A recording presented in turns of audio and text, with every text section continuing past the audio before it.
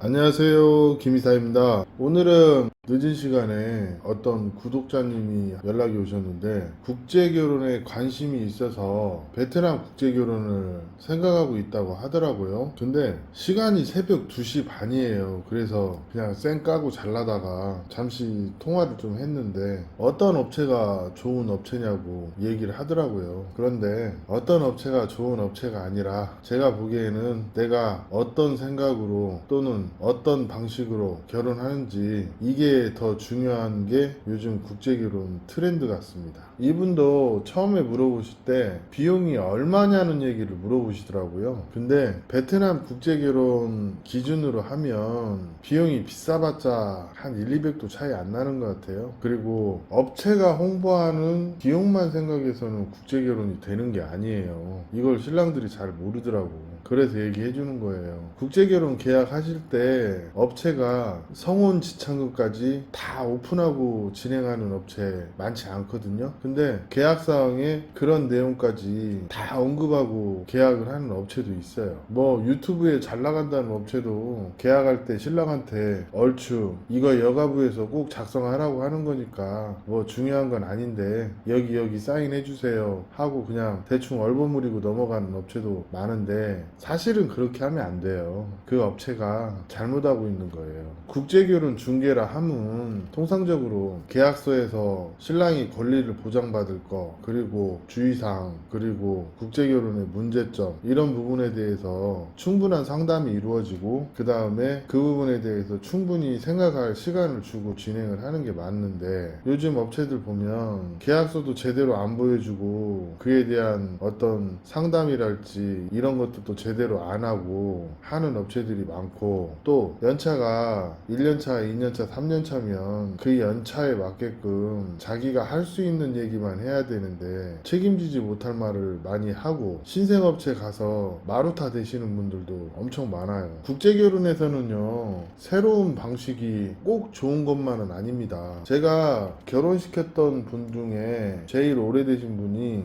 12년 차예요. 그런데 제가 하고 싶은 얘기는 이거예요. 솔직히 국제결혼 상담할 때 국제결혼에 관심이 있어서 결혼하고 싶다는 얘기를 할 때 상담하기가 제일 어려워요. 특히나 요즘에 뭐 교제 후 결혼이 트렌드가 되고 있는데 교제 후 결혼을 하시려면 한 방에 끝날 거라고 생각하시면 안 돼요. 왜? 제가 들어보니까 교제 후 결혼 방식이 예전부터 없었던 건 아닌데 양심적인 업체들이 그 방식을 선호하지를 않아요. 왜냐면 중간에 너무 많이 깨져요. 제가 봐도 그래요. 교제하고 결혼한다는 거는 연애를 하고 싶다는 얘기인데 근데 저는 사실 제가 봤을 때는 국제결혼 업체 찾아봐서 연애하려고 들면 그 결혼이 잘 될까 싶어요. 굳이 그렇게 안 하더라도 정상적인 업체 가서 진행하시면 별 문제 없어요. 근데 정상적이지 않은 영업 방식의 업체들을 찾아가서 결혼하니까 문제인 거죠. 제가 하고 싶은 얘기가 뭐냐면 제가 예전에 국제결혼 업체를 운영을 할 때 계약금을 300만 원 받고 신부 프로필을 쭉 주고 그 중에서 한 3명에서 5명 그렇게 압축을 하고 또 영상통화를 해서 그 중에서 느낌 좋은 여자를 컨택을 해서 한 일주일에서 2주 정도 시간을 주고 카톡으로 결혼의 조건에 대해서 얘기를 해봐라. 그러고 서로 결혼에 동의하면 아니면 결혼을 전제로 대화를 하겠다 하면 신상정보 서류를 준비하고 국제결혼 행사 일정을 확정한 다음에 공항에 그 여자분이 마중 나와서 데이트 해보고 서로 느낌 좋으면 처갓집 가서 인사드리고 처갓집에서 간단하게 약혼을 하고 웨딩 촬영하고 데이트를 며칠 더 하고 그러고 귀국하신 다음에 신부는 한국어 공부를 하고 서류적인 절차 진행하면서 전통결혼 날짜 잡아서 결혼하는 방식으로 하신 분들도 많았거든요. 이 방식의 진행이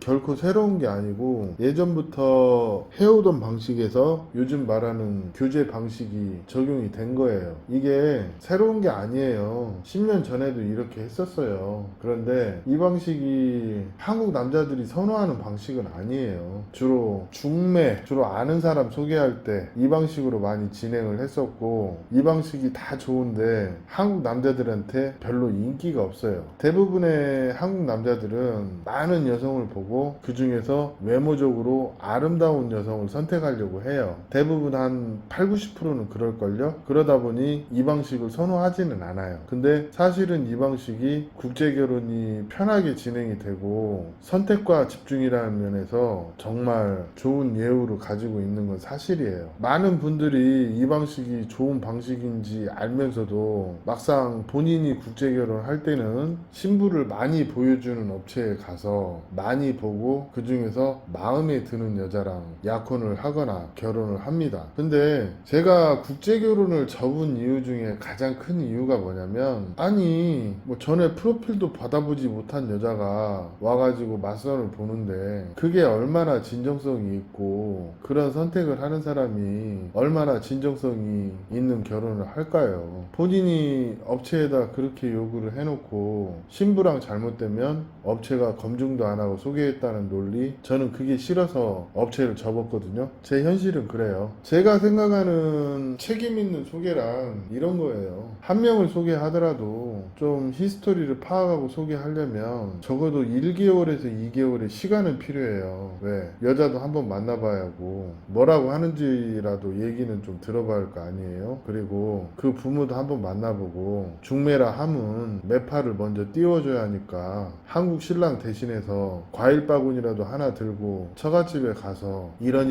신랑이 되게 자제분과 결혼하려고 한다, 부모님이 국제결혼에 대해서 동의해 주시면 저희가 소개를 해보려고 한다, 그렇게 정중하게 먼저 얘기를 하고 신부 집도 촬영 다 해서 신랑한테 보여주기도 하고 신부 부모님과 영상통화를 하기도 하고 그렇게 합니다. 그러면서 운전기사에게는 그 동네를 좀 돌아다니면서 그 집안의 평이 어떤지 좀 알아봐라 하기도 하고 그러거든요. 그러면 그렇게 알아보는데도 한 일주일은 걸려요. 그리고 신부를 소개한다고 하면 최소한 몇 개월 전부터 어떤 피드백을 하게 됩니다. 그 신부와 신랑을 소개하기 위해서. 그러지 않겠습니까? 아니면 주변에 아는 사람을 소개하거나 그렇게 돼요. 이 방식으로 진행을 하려면. 해보니까 그렇더라고요. 대신에 이 방식으로 진행하면 국제결혼에 대한 예우가 좋아요. 그건 맞아요. 근데 국제결혼 하러 오시는 분들 국제결혼도 결혼이잖아요. 그러면 연애를 하려는 마인드로 접근을 하면 그 결혼이 실패하기 쉬워요. 내 입장에서는 불안하고 그러니까 신부에 대해서 더 알아보고 결혼하고 싶다? 그게 맞는 얘기예요. 사실은. 근데 현실은 그 결혼에 동의하는 베트남 여자의 입장도 좀 들어봐야죠. 한국 남자가 교제를 선택하고 교제 기간을 갖고 결혼한다는 것은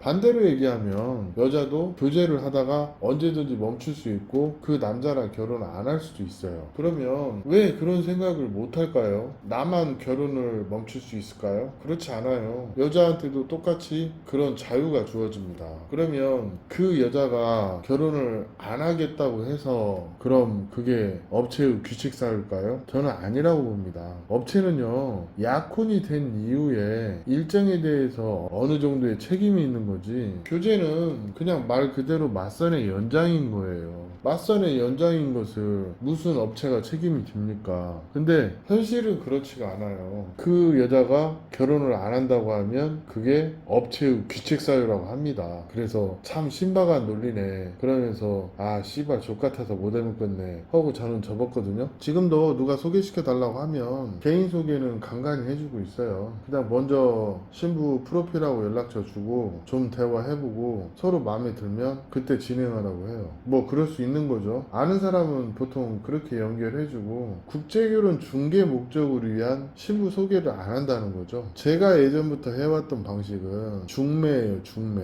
남자와 여자를 소개할 때 1대1로 소개하는 거예요. 지금도 그렇게 간간히 하고는 있죠. 이게 국제결혼이 참 잘못 알려진 게 아직도 뭐 룸사롱에서 초이스 하듯이 그런 마인드로 베트남에 와서 예쁜 여자 고르는 그런 남자들이 있는데 그거는 그거는 좀 30대들한테 양보하세요. 40도 한창 넘어가지고 아직도 그 인생관이나 결혼관이 확립이 안 돼서 그런 예쁜 여자한테 콧바뜨리는 그런 남자들이 별로 없을 것 같죠. 제가 봤을 때는 40대 전체 진행의 한 8, 90%는 그렇습니다. 그리고 그렇게 비정상적인 만큼 신부 외모에 집착하는 분들이 대체적으로 3년도 못 살고 헤어져요. 현실이 그래요. 아까 상담하신 분한테도 그 얘기를 했어요. 업체 진행하는 방식이 뭐 하루에 10명, 20명 이렇게 소개해 주는 것을 신랑들은 당연하다는 듯이 얘기를 하고 또 이 업체는 몇 명 보여주냐 이런 얘기를 종종 한다고 국제결혼 회사 사장님들이 그 얘기를 하네요. 그래서 저희 에이전시에 연락이 오실 때 그 업체 사장님이 한 3, 40명까지 보여줄 수 있냐 그런 얘기를 해요. 그래서 보여드릴 수는 있는데 제가 개인적으로 그런 걸 싫어하기도 하고 그렇게 진행하면 격 떨어져서 못 쓴다. 그리고 그게 신부를 선택하는 가장 중요한 기준이기도 하지만 한편으로는 경계해야 할 부분이기 때문에 이런 부분에 대한 리스크를 충분히 상담 과정에 녹여서 전달을 해야 돼요. 그런데 뭐 계약서 쓰는 곳조차도 아이 뭐 여기 영화부에서 시키는 거니까 여기 사인하시면 됩니다. 그렇게 말하는 업자도 그렇고 자세한 설명을 듣지도 않고 그냥 사인하라니까 시키는 대로 했다? 그게 과연 말인지 방구인지 시키는 해요. 근데 그렇게 대충 넘어가는 업체도 많이 있어요. 그리고 막상 그 자신들한테 불리한 조항이 있으면 신랑한테 압박할 때 자신들에게 유리한 문구 캡처해서 전달하면서 뻔뻔스럽게 피해 보상을 요구하는 업체들도 많이 있죠. 국제결혼 진행할 때 진짜 업체 잘 만나야 돼요. 신생업체가 뭘 알아서 또 어떤 고민을 해봤겠습니까?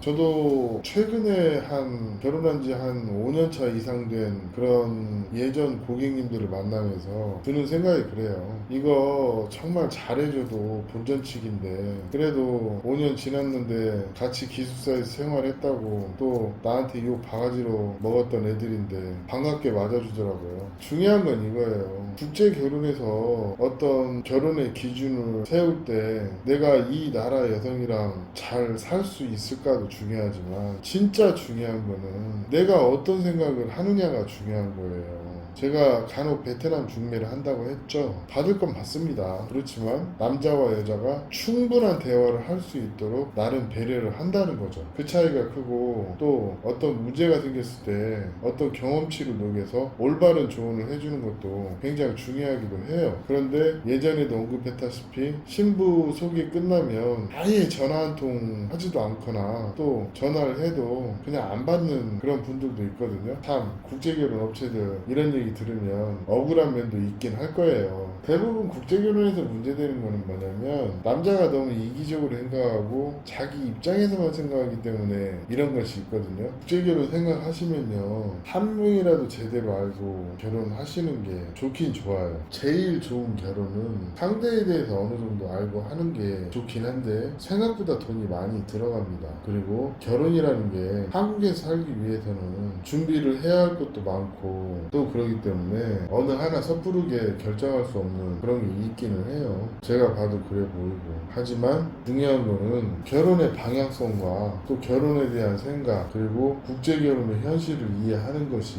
동반이 되어야 좋은 결혼이 되기 때문에 저는 낯선 여행 업체보다 인솔자가 동행하는 좀 클래식하기는 하지만 정식 계약 업체가 더 좋다고 얘기를 하고 싶어요. 단연간의 경험이 그래요. 그리고 오래된 업체는 그 세월만큼이나 오래된 노하우를 많이 경험으로 알고 있거든요. 그러면 사실은 그런 업체에서 진행을 해야 전반적으로 괜찮은 환경이 주어진다는 거죠.